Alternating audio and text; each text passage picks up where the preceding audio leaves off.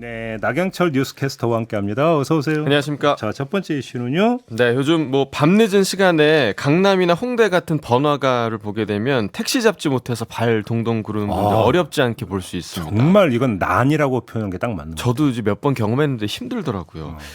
평소 음주를 즐기시나 보네. 가끔 합니다. 자, 국토교통부가 이 문제를 좀 해결하기 위해서 나름의 좀 방안을 구상을 했는데요. 이게 효과가 있겠냐 의문을 낳고 있습니다. 왜요? 이 국토부가 분석한 심야 택시 대란의 원인이 밤 10시에서 새벽 2시 때에 기사들이 택시를 끌고 나오지 않아서, 그러니까 즉 수요는 많은데 그에 따른 공급이 이루어지지 않는다라는 건데요. 이 해당 시간대에 요금을 높여서 적용할 수 있는 탄력 요금제를 플랫폼 택시들에 도입해서 이 택시 기사들의 심야 운행을 유도하겠다라는 게 국토부의 대책입니다. 심야 할증을 하겠다. 그렇습니다. 자, 여기서 하나의 문제가 나오는데요. 이 플랫폼 택시들만을 대상으로 하다 보니까 이 카카오 택시와 같은 플랫폼 사업자들 배만 불리는 거 아니냐, 이런 비판이 나오고 있는 겁니다. 이 최근 카카오 택시의 수익성 낮은 강제 배차로 인해서 기사들이 떠나고 있다, 이런 보도도 나온 바 있어서요.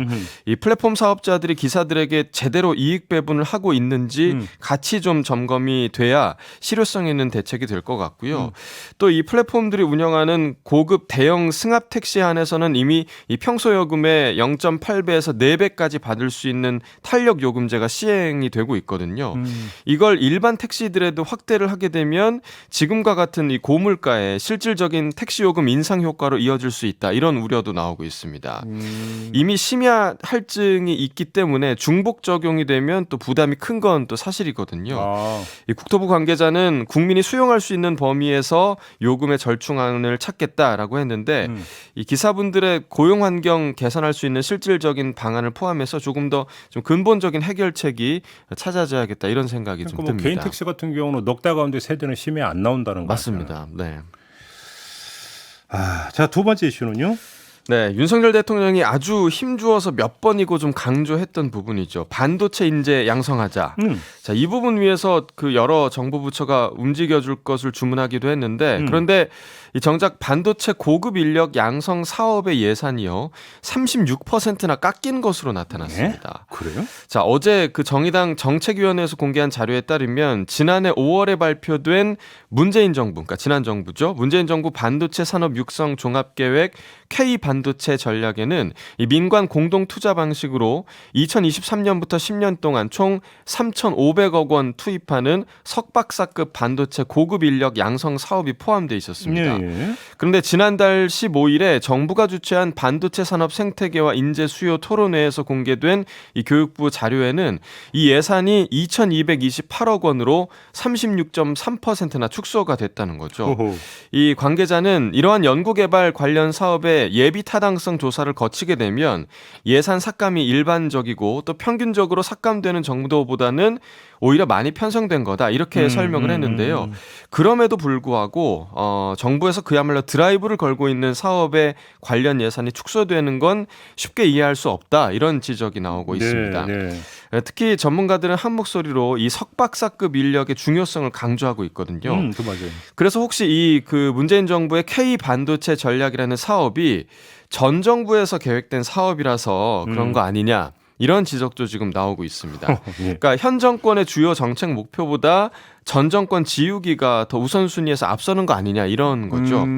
최근 고용노동부가 2024년까지 디지털 반도체 인력 18만 명 양성하겠다, 이런 계획을 밝혔는데 실제 산업 경쟁력을 위한 것보다 좀 보여주기식 숫자 채우기에 급급한 계획은 아닌가, 꾸준한 점검이 좀 필요해 보이는 부분인 것 같습니다. 그게 전 정권 지우기 차원이든 아니면 뭐 그 국가재정 전략회에서 긴축 기조를 선언을 했기 때문에 거기에 발맞추기 위한 차원이든.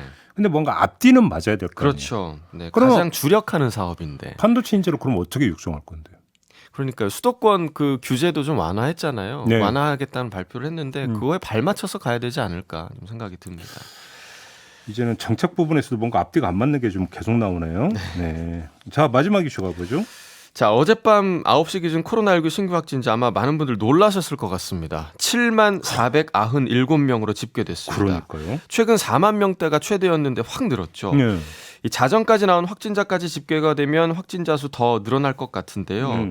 일단 9시 기준만 해도 전날 같은 시간대보다 2.81배가 늘었고 또 지난주보단 1.97배, 2주 전보다는 4.11배가 늘어난 수치입니다. 예. 자, 이렇게 일주일 사이 확진자가 2배로 늘어나는 이른바 더블린 현상이 지속되고 있어서 이 방역 상황이 다시 엄중해졌는데요. 이럴 때일수록 코로나19 검사가 중요한데 요즘 기피하는 사람이 많이 늘었다 이런 이야기 나오고 있습니다. 네. 일단 치료비와 약값 같은 각종 지원이 지난주부터 끊긴 상황이고요. 생활지원금도 중위소득 100% 이하 가구만 받을 수 있게 축소가 돼서 이런 상황에서 이제 자영업자나 프리랜서들은 격리 때문에 어쩔 수 없이 쉬게 됨으로써 생기는 손실이 두려워서 증상이 있어도 검사를 주저하게 된다 이런 거죠. 자, 이 때문에 실제 확진자가 지금보다 2-3배는 더 많을 거다 이런 분석도 전문가들 사이에서 나오고 있습니다. 그럴 수 있죠.